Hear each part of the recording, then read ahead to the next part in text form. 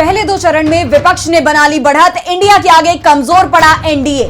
BJP का कोई भी दाव नहीं कर पा रहा काम। ध्रुवीकरण की कोशिश हो चुकी है पूरी तरह से नाकाम। बीजेपी मुश्किल में है। पहले 2 फेज की वोटिंग के बाद जो रिपोर्ट सामने आई उसने बीजेपी की नींद उड़ा दी है। 400 पार की बात तो दूर, अब 200 पार भी मुश्किल दिखाई देने लगा है। इस बार के चुनाव में बीजेपी का कोई भी मुद्दा काम नहीं कर पा रहा है। न राम मंदिर का दाव चल पा रहा है और न ही ध्रुवीकरण की कोशिश कामयाब हो पा रही है। बीजेपी की तरफ से हर बार अपनी रणनीति में बदलाव किया जा रहा है। शुरुआत में पीएम मोदी अपनी हर रैली में राम मंदिर का जिक्र कर रहे थे, लेकिन पहले चरण की वोटिंग में जब राम मंदिर का मुद्दा काम नहीं कर पाया तो मुसलमान और मंगलसूत्र की बात करने लगे।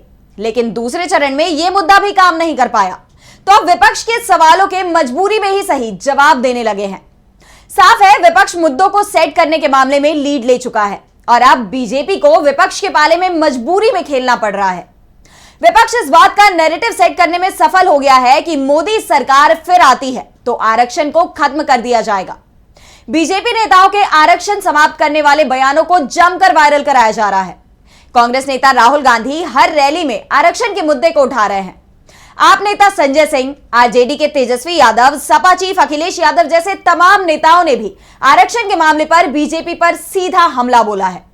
इसके बाद पीएम मोदी और अमित शाह के साथ ही संघ प्रमुख मोहन भागवत को भी इस मामले में सफाई देनी पड़ रही है।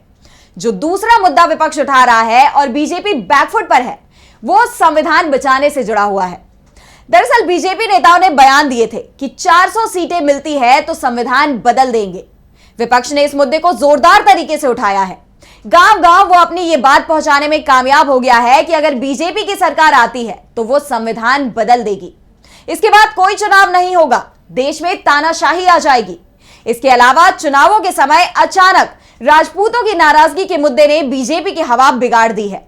जहां बीजेपी सबसे ज्यादा मजबूत मानी जाती है, वहीं राजपूत समाज बीजेपी के खिलाफ खुलकर मैदान में आ गया है और बीजेपी को हराने की कसम खा रहा है।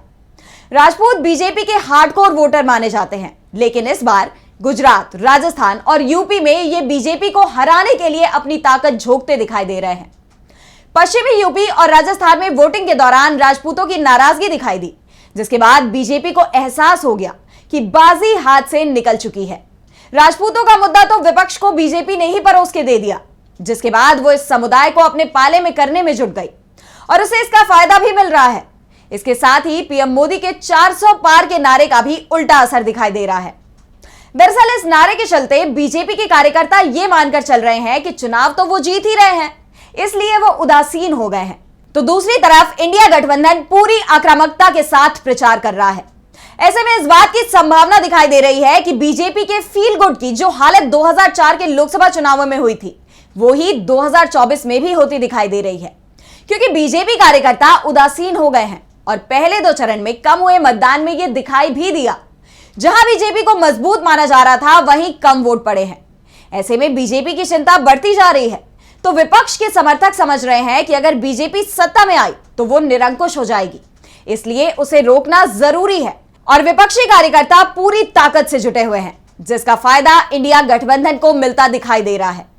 बीजेपी की चिंता यह भी है कि इस बार उसे बीएसपी और एआईएमआईएम की भी मदद नहीं मिल पा रही है, जो विपक्षी वोटों में सेंधमारी कर बीजेपी को फायदा पहुंचाते थे।